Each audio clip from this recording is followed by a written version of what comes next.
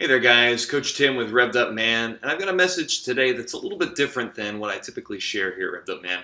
And it's this: feeling bad doesn't make them like you. Now, this is an epiphany I came to over the last couple of years. It took me this long in my life to figure this out.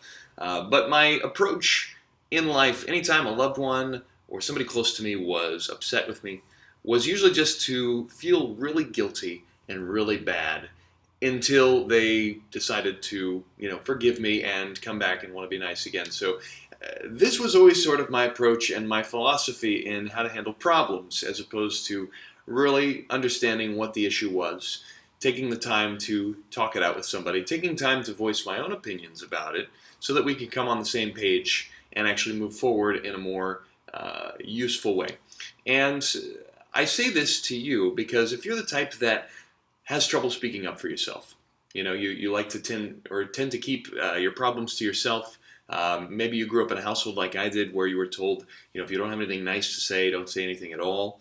And so you tend to get into situations where maybe you have an opinion about something that somebody else might not like, but you keep it to yourself and you hold on to it. And then you wind up building resentments over time because you're holding on to all this other energy. It winds up coming out in weird other ways.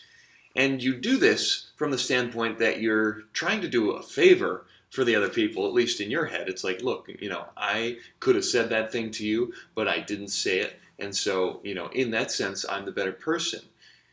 And this is a mentality that can really trap us and that can really get us feeling like we're doing better than the other people out there, when in fact, we're just not speaking up. We're not actually being true to ourselves.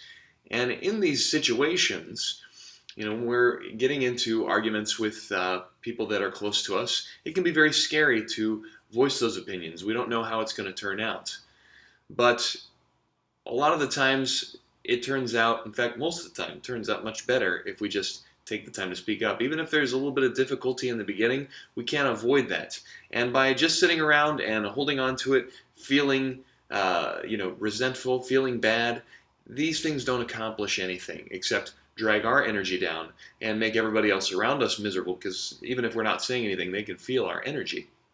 And so if somebody else is mad at you and, they have some legitimate reasons to be mad at you, feeling guilty is not going to make them feel better. I mean, they want you to understand where they're coming from more than they want you to feel guilty. So sitting around feeling guilty doesn't accomplish anything. You think that it's making it like, look, I feel really bad about this, so you should forgive me. But it doesn't actually address the issue. So whatever the issue was, now instead of focusing energy on, okay, I didn't realize I did that sort of thing. How can I go about doing this differently in the future?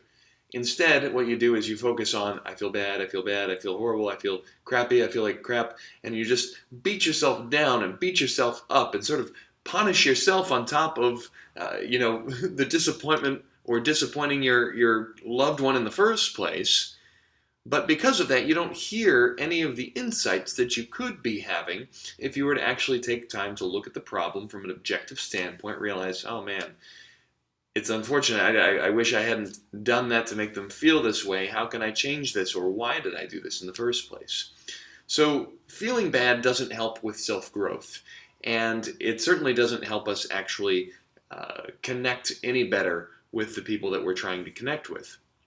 And so I just felt compelled to share this with you today, because this has been a pattern throughout most of my life that I've only recently become aware of and still can sink back into pretty easily if I'm not careful. And if this is you, you may want to take a time to look at, why is it that you approach problems this way? And does it really help when you really think about it? Does doing that never make that problem come up again? Or do you seem to find that problem coming up and again and again and again around every time? They say whatever you don't learn to handle with grace will stay in your face. So if you do happen to be coming up against the same sort of problem with somebody over and over again, chances are it's because you haven't learned to truly deal with it or evolve or grow past it and find new ways to deal with it. So that is my message for you today. As I said, it is not particularly health and fitness related. However, anything that helps you learn to cope with life better, anything that helps you maintain a more positive mindset and a more confident mindset about what you do on your day-to-day life, gives you more energy, gives you more vitality throughout your day. So ultimately, it does have a health effect to it, because you're going to be happier, you're going to be in a better mood, you're going to be better able to handle when controversies come out, when conflicts come up.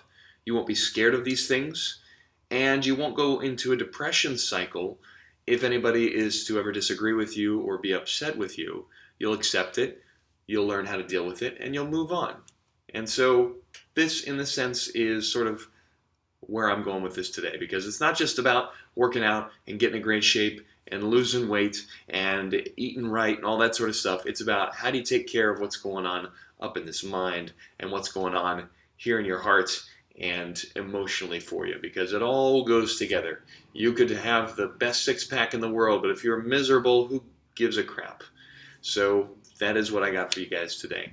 If you like this message, please feel free to subscribe to us here on YouTube. Also, check out our page on Facebook, Revved Up Man. It says Tim Heinrich Revved Up Man. You'll find it if you put either one of those in.